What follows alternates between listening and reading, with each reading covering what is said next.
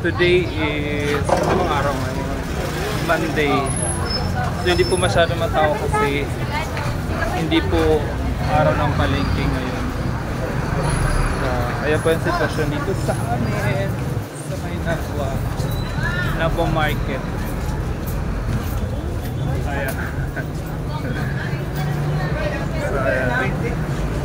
Ito may mga tinda, bakery. Ayan.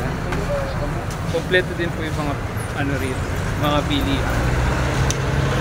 One stop shop na po. So lang yung ba, last Christine, yung Typhoon Christine, halos binahari ito. So itong 7-Eleven halos puno ng tubig yan. Ayan o, puno yung tubig. So kailan lang siya nag-operate, hanggang dito yung water niya. So diba, grabe yung pag binabahari ito sa may Nabwa. As in, lagpas hanggang ulo ang tubig kapag bumaha. So buti na lang hindi kami pinaanan ng bagyong Pipit. Siguro kung may Pipit, grabe yung baha. So halos mauulit yung sitwasyon na nangyari gaya ng Christine. So yun guys, yung simbahan. Ayan yung ano ba tawag dyan? Yung buwa-buwa. Ribulto. So ayan guys. Ito na yung pinakasentro ng aming Banwaan. Ayan, police station. So yun po yung simbahan. Ayun.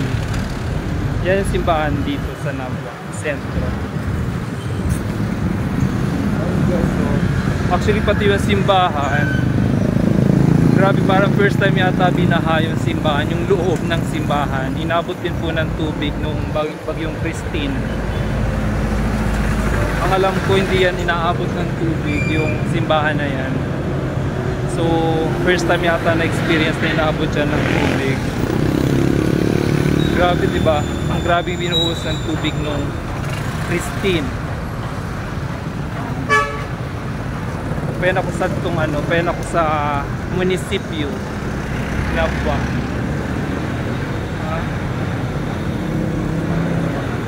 May kubra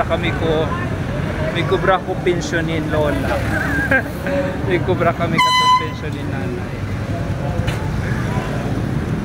Kaso kadawal ka din tao sa di Nabwa. Oras na matatapos. Ayan, at sadi araw ng mga nagkukubrahan, mga senior po ngayon re-release yung ano nila, pension. So medyo mauban lang, anong oras kaya matatapos. Ayan.